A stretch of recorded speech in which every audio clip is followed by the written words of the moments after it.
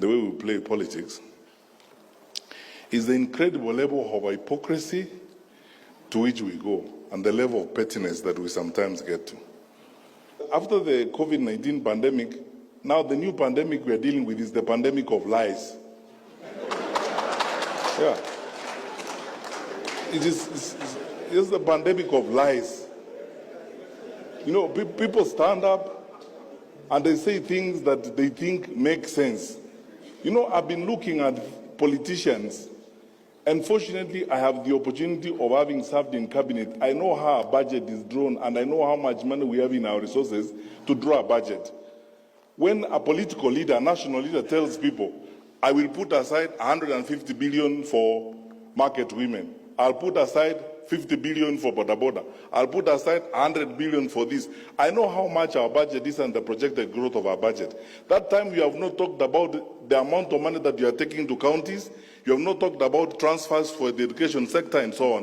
Where are you going to get that money to provide that kind of service? You're just lying to those people because you are telling them things they want to hear. And because they won't ask you questions, you just get along with it.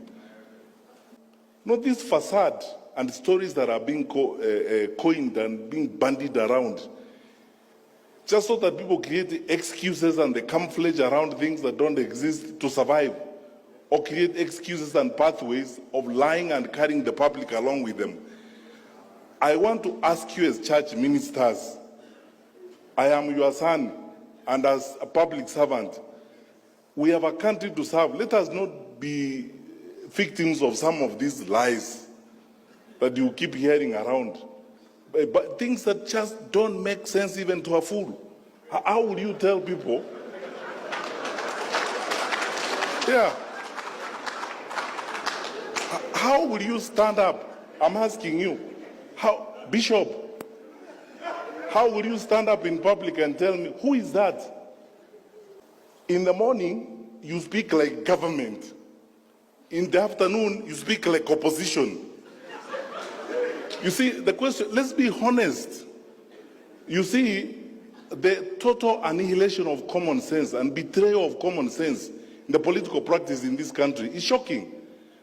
When you tell people about there being a, who is that? What is that deep state? The Inspector General who seated here?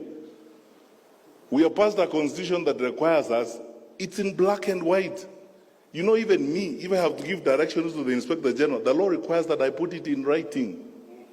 And since I became Minister for Interior, I told the nation the other day, I've written 2 such letters, one to Boynet and one to him, to provide policy guidance. And even before I send it, I asked the Attorney General, does it pass muster? The Attorney General says, under the law, you can't do this. So, stop here, let us proceed.